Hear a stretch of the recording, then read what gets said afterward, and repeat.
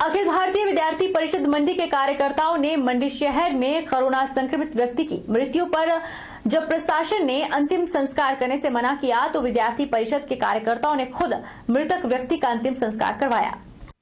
अखिल भारतीय विद्यार्थी परिषद मंडी के जिला संयोजक गौरव अत्री ने बताया कि विद्यार्थी परिषद द्वारा जारी हेल्पलाइन नंबर पर जब सुबह के समय फोन कॉल आया कि मंडी शहर के तन्हेड़ा मोहल्ला में किसी व्यक्ति की कोरोना संक्रमण के चलते मृत्यु हो गई है और परिवार वालों ने जब प्रशासन से अंतिम संस्कार करने की बात की तो प्रशासन ने अंतिम संस्कार करने से मना कर दिया। उसके बाद उन्होंने विद्यार्थी परिषद द्वारा जारी हेल्पलाइन नंबर पर फोन करके विद्यार्थी परिषद से मदद मांगी कि वह संक्रमित व्यक्ति के अंतिम संस्कार में उनकी सहायता करें। इसके बाद विद्यार्थी परिषद के 4-5 कार्यकर्ता कोरोना संक्रमित व्यक्ति के घर गए और प्रशासन से बात कर पीपीई किट की व्यवस्था की और उस व्यक्ति के शव को शमशान घाट ले जाकर उसका अंतिम संस्कार किया। अखिल भारतीय विद्यार्थी परिषद ने पहले अपने हेल्पलाइन नंबर जो है जारी किए थे, उसके तुरंत प्रभाव से विद्यार्थी परिषद को आज सुबह ही कॉल आती है कि जो मंडी तन्हेड़ा मोहल्ला में जो है एक व्यक्ति की मृत्यु हो जाती है। उनकी कॉल जब विद्यार्थी परिषद के कार्यकर्ता को आती है तो विद्यार्थी परिषद के कार्यकर्ता को बताते हैं कि यहाँ पर मृत्यु हुई है और प्रशासन उनकी कोई भी मदद नहीं कर रहा है। उसके तुरंत प्रभाव से विद्यार्थी परिषद उनके घर वालों से विद्यार्थी परिषद के कार्यकर्ता मिले और उनकी सहायता की। जब विद्यार्थी परिषद के कार्यकर्ताओं ने उन्हें कहा कि जहाँ पर उनका जहाँ पर उनकी जो डेथ हुई है वहाँ से लेके उनको जहाँ पर शमशान घाट है वहाँ तक ले जाने के लिए आप हमारी मदद करो, तो विद्यार्थी परिषद के 3-4 कार्यकर्ता उनके घर से उस डेड बॉडी को लेके जहाँ शमशान घाट में तब तक डेड बॉडी नहीं जलती तब तक विद्यार्थी परिषद के कार्यकर्ता वहीं पर रुकते हैं।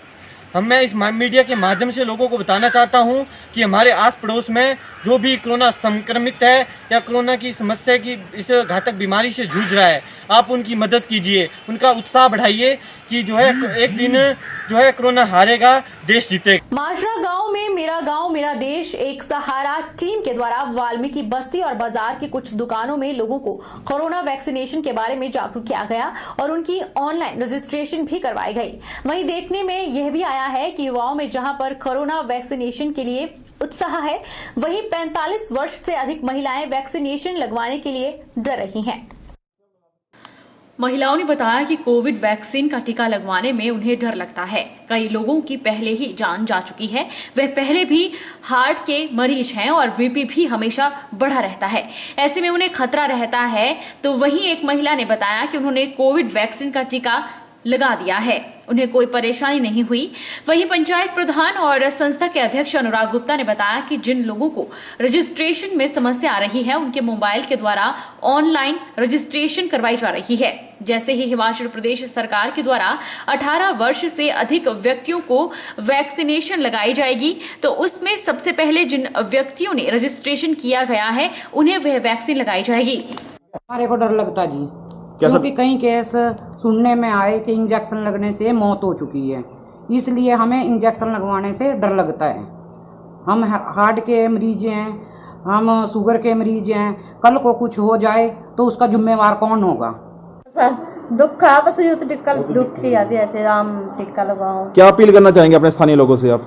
बस हम तो बोले भी हाँ लगवाना चाहिए, जब गवर्नमेंट लगा रही है सब हमारी के तो आपकी मर्जी है सबकी, क्यों आप अपने मन की इच्छा है सबकी। एक अपील करने आए थे कि वो वैक्सीनेशन जरूर करवाएं और जो 18 से 44 साल के जो व्यक्ति हैं, 18 से 45 साल के बीच में जिनके वैक्सीनेशन अभी रजिस्टर्ड हो रही है, सिर्फ रजिस्ट्रेशन हो रही है हिमाचल सरकार के द्वारा, और हिमाचल सरकार में अभी कोटा नहीं है, स्टॉक नहीं है, इसके लिए भी वैक्सीनेशन तो नहीं हो रही है, परंतु रजिस्ट्रेशन हम करवाने की कोशिश कर रहे थे यहाँ पर। और हमने यहाँ पर देखा कि काफ़ी लोग जो हैं वो अवेयर नहीं है इस बारे में, उनको डर है कहीं ना कहीं कि वह वैक्सीनेशन करवाएंगे तो कोई ना कोई उनके साथ अनहोनी हो सकती है, इसलिए वो डर रहे हैं। हम लोगों को जागरूक कर रहे हैं यहाँ पर कि वो वैक्सीनेशन जरूर करवाएं और जो जैसे कोरोना महामारी देश में क्या विश्व में फैल रही है उसको रोकने के लिए एक वैक्सीनेशन कहीं ना कहीं एक प्रयोगी साबित हो रही है। हम उनसे यही अपील कर रहे हैं कि वो वैक्सीनेशन जरूर करवाएं। कोरोना संकट काल को देखते हुए नगर परिषद नाहन ने कई अहम फैसले लिए हैं, जिसमें मई और जून महीने में जहां शहर वासियों को राहत दी गई है, वहीं नगर परिषद के कर्मचारियों का भी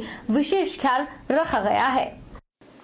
नगर परिषद के कार्यकारी अधिकारी अजमेर सिंह ठाकुर ने बताया कि कोविड को लेकर विशेष रूप से चर्चा की गई। नगर परिषद ने निर्णय लिया है कि शहर में किसी भी व्यक्ति की कोरोना या अन्य किसी भी प्रकार से मृत्यु होती है तो शव वाहन के जो 800 रुपए चार्जेस रखे हुए हैं वह मई और जून महीने में नहीं लिए जाएंगे। इसके अलावा बांकुवाला में शमशान घाट में नगर परिषद द्वारा लकड़ी की एवज में वसूली जाने वाली राशि भी नहीं ली जाएगी। आगामी 2 महीने में लकड़ी की पेमेंट नहीं होगी। समाज सेवी संस्था मुक्तिधाम द्वारा भी 150 टन लकड़ी की व्यवस्था की गई है। ये भी पूरी तरह से निःशुल्क होगी। ये फैसला लिया है कि शहर में किसी भी व्यक्ति की अगर डेथ कोविड से होती है या अन्य डेथ होती है तो हमारा जो सब वाहन है, नगर परिषद का जो सब वाहन है, उसके ऊपर जो चार्जेस हम 800 रुपया लेते थे शहर से क्रिमिनेशन ग्राउंड तक ले जाने का, वो फीस हम मई और जून महीने में नहीं लेंगे। इसके साथ जो है नगर परिषद ने ये भी निर्णय लिया है कि बांकुवाला में जो हमारा क्रिमिनेशन ग्राउंड है वहाँ पे जो नगर परिषद क्रिमिनेशन करने के लिए जो वुडन लकड़ी देते थे उनकी भी कुछ चार्जेस होते थे, वहाँ नहीं लिया जाएगा। वहाँ पे क्रिमिनेशन ग्राउंड में जो है वो समाज सेवी संस्था ने भी एक 2 ट्रक जो है लकड़ी के वहाँ पे रखे हुए हैं। उन्होंने 150 क्विंटल जो है लकड़ी वहाँ पे रखी है समाज सेवी संस्था ने। वो भी फ्री ऑफ कॉस्ट जो है, अगर अनफॉर्चुनेटली कोई डेथ होती है, क्रिमिनेशन करना है तो वो भी किसी प्रकार की जो है पेमेंट नहीं देते, फ्री ऑफ कॉस्ट जो है वो वहाँ पे जो है वो वुडन दी जा रही है। आगामी 2 महीनों में जो हम डोर टू डोर जो यूजर चार्ज जो कलेक्शन करते हैं, कभी किसी से 100 रुपया लेते हैं, किसी से 50 रुपये लेते हैं, घर घर से जो यूजर चार्ज लेते हैं, इसको राहत देते हुए सरकारी दफ्तरों को छोड़ के किसी भी शहरवासी से जो है मई और जून महीने का यूजर चार्ज जो है नगर परिषद नहीं लेगी। नूरपुर ब्लॉक की लोहारपुरा पंचायत में अरुण पठानिया के खेत में थ्रेशरिंग करते समय रखी गेहूं में आग लग गई, जिससे उनकी 16 कनाल खेत की फसल जलकर राख हो गई। उन्होंने सरकार और प्रशासन से मदद की गुहार लगाई है। किसान अरुण पठानिया ने बताया कि थ्रेशर से थ्रेशरिंग कर रहे थे और अचानक थ्रेशर से चिंगारी निकली, जिससे एकदम आग लग गई। आग इतनी भयंकर थी कि जब तक कुछ कर पाते तब तक आग ने 16 कनाल रखी गेहूं को जलाकर राख कर दिया। उन्होंने सरकार से आग्रह किया है कि एक तो समय पर बारिश न होने से वैसे ही फसल कम थी और जो थी वो आग लगने से जल गई है, इसलिए उन्हें आर्थिक मदद दी जाए। 4-5 बजे थ्रेशिंग करने लगे हम अपने खेत की। कणक पिट्ठी की हुई थी हमने, कल की बारिश भी हुई थी, फिर हमने आज पाई। उसके बाद ऐसा है कि 5 बजे थ्रेशिंग कर रहे थे, कम से कम मैंने कोई 1.5 घंटा थ्रेशिंग कर ली थी। उसके बाद एक चिंगारी थ्रेशर में से निकली और आग कणक में लग गई। 1 सेकंड में सारी कणक हमारी सड़ गई। कम से कम 20-22 बोरियाँ जी हमारा नुकसान हो गया। अब हम गवर्नमेंट से करते हैं, अनुरोध करते हैं कि हमें इसका कुछ मुआवजा दिया जाए, जिससे हमें थोड़ा सा फ़ायदा हो। बहुत ही नुकसान हुआ है इनका। एक तो पहले पूरा सीज़न में बारिश नहीं हुई है, पहले ही किसानों का बड़ा नुकसान हुआ था, लेकिन अब अचानक थ्रेशर के थ्रू जो आग लगी है, इसमें किसान का जो लग रहा है मैक्सिमम कोई 20 बोरियों के करीब जो नुकसान जो हुआ है। और सरकार से निवेदन करूंगा कि इस कोरोना काल में जो किसान को आर्थिक सहायता जो इस मुआवजे के रूप में जो जरूर की जाए। आरएसएस के प्रकल्प सेवा भारती द्वारा कोरोना जन जन जागरण अभियान के तहत पत्र बांटकर लोगों को सजग किया जा रहा है। रामपुर में सेवा भारती द्वारा बसों, सार्वजनिक स्थलों और व्यावसायिक परिसरों में जाकर लोगों को कोरोना से बचने के सरल और घरेलू उपाय बताए गए।